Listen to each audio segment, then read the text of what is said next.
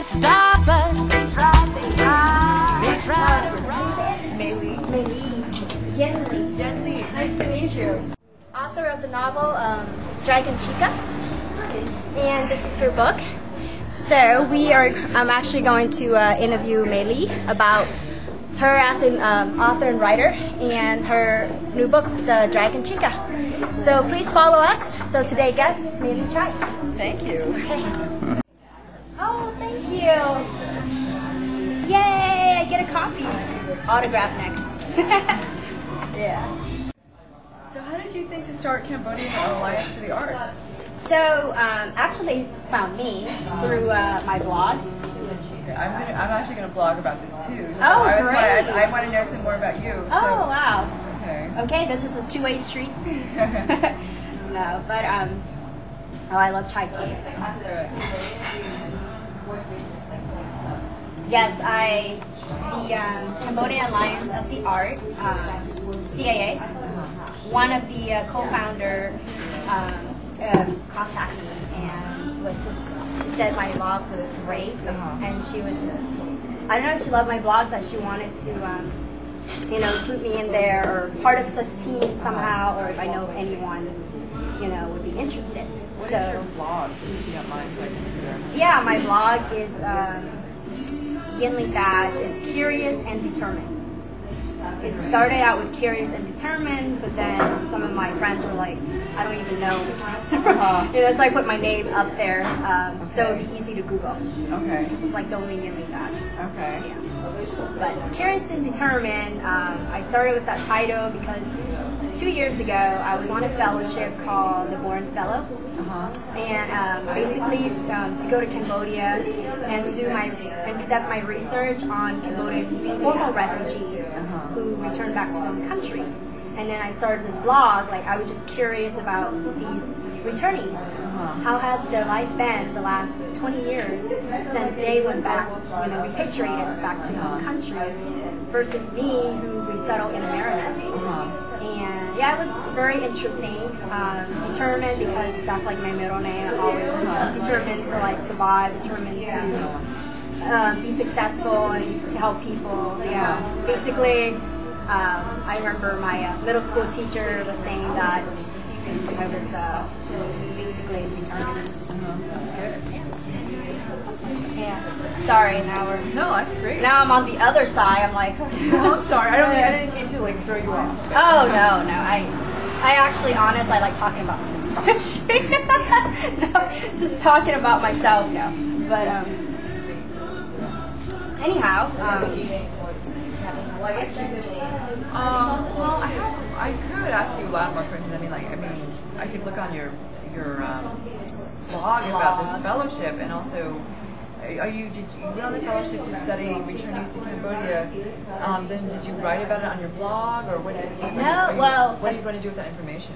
Basically, working on my master's thesis, and it's called Cambodian returnees repatriated back to their home country. And so it's a thesis that consists of interviews, about 70 to 80 interviews and interviewees, and talk about, so it's like 3 segments. First is life in a refugee camp, and then life repatriated back to the home country, and then the post-repatriated, like since 1992 until now, how has it evolved?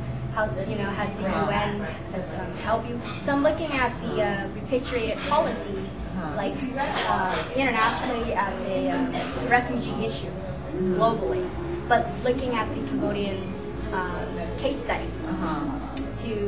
So for example, like Myanmar, when Burmese able to go back to their home country, what is it effective and what's not useful that helps Cambodian former refugees able to help them when their country become a nation state again.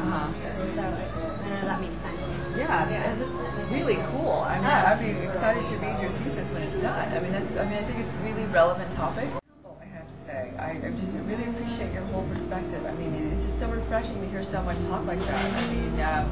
we've been having a lot of debates online about a certain author who should not be named talking about kind of privileged education she wants for her children.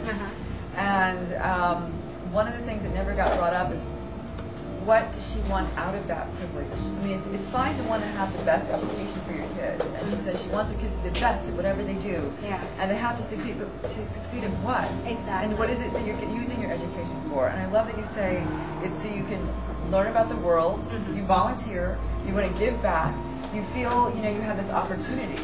And I can see that you're using that. And I feel like that's what's missing from this whole debate about education. It's like, what are we educating people for? I'd say this is what we're educating people for. Oh my, yeah. No, I mean, it's just, you're just so inspirational. Oh, thank you. So is yourself. I mean, I stalk you too, you know. On Facebook, on your blog, and on your website. Although it was 2007, I wanted to update. Yeah, I haven't got my website updated. Yeah. I don't know what to update it. I know. I can update the blog. That's why I blog. Yes. But the website is harder. So. It is. Even blog, I'm like, oh my gosh, I'm so behind. So I get to cut. I don't know who my audience are yet, but you know, I just write because I feel like sometimes I feel like my voice is for those people who are unrepresented. You know, like when I was interviewing repatriated returned refugees in Cambodia, like they live in this shack that stumbled when they were in a camp. They're like in the rural jungle of nothing can get through it beside cows and motorcycle. And you know, how are you supposed to help them when you don't even know what they're struggling?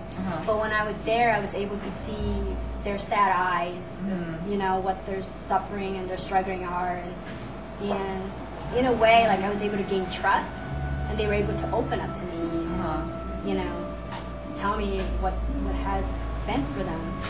And so I feel like when I write my thesis, I feel like they're my voice. They're the one who deserve to be heard. You know, because it's like I see hopes in them through me.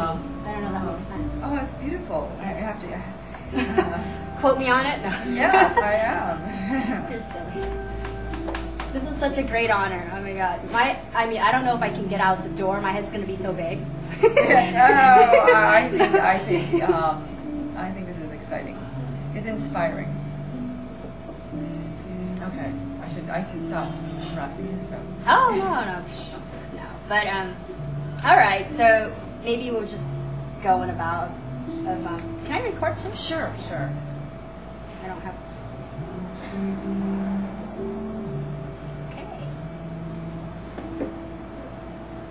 You know, the music background's not even that bad. Okay, good. Yeah, I can hear you perfectly. But, okay, so I did a little research about you as an author and a writer and an educator. And wow, I don't know why I never heard about you before until now. I'm so grateful that I have this opportunity. Yeah, you are so very nice. No, seriously, I was just like, oh my gosh, like, I mean, is this your 5th book?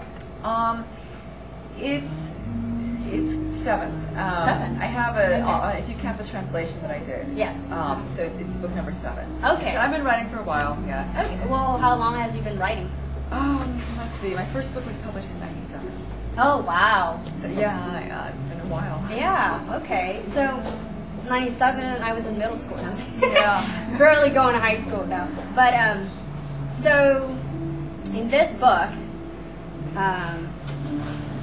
is that the time when, was it after, you said it was 15 years ago that you started writing, or you met somebody, I'm sorry. Oh, no, when I was 15. Uh-huh. When I was 15 and living in South Dakota, actually, I first met a Cambodian refugee family, and they were Chinese Cambodians. Although very mixed heritage, as most people in Cambodia, you know, Yes. very, very mixed. They're different And ethnicities. they moved to our small town, and you know, and they'd been first sent to Texas, as most refugees were. They had to pass through Texas, and there were a lot of gang problems, so they decided to leave. And they decided to start a business in our small town. They opened our town's first Chinese restaurant. And then frankly speaking, it's really ironic. You know, here are refugees coming to our town, but the reason I got to know them is because the mother was so kind to me. Oh. That she was just so nice to me. And, you know, here I am, the American kid, but she was just a very lovely, kind woman in this very brutally racist town. And eventually she and her husband and their children had to leave because people were threatening them. And they threatened to burn down their restaurant, and they just got scared, and they felt like they couldn't survive in that environment, and they didn't want their children to grow up in that environment, so they left. So I got to know her very briefly, but it left a very deep impression on me. And she was a Khmer Rouge survivor, obviously. And so she told me how her Cambodian-born children had died. And that was the thing she wanted me to know. And I was interviewing her for the town newspaper originally, and then my mother said, if you print that, people really will burn down their restaurant. Oh, wow. I was like, yeah, I was just horrified. I mean, it was in the 1980s, there was a lot of anti-Asian sentiment because of the rise of Japan. And there's a lot of fear-mongering in the media, and so as a result, there was a lot of violence. And Cambodians who had nothing to do with the rise of Japan and who had nothing to do with this got stuck in the middle of it. Wow. And it's not been, you know, something that's widely talked about in our media. It's not something that's really in our curriculum in our schools. Of course not. Yeah, nobody hears about the struggles of the first generation of Cambodian refugees to America.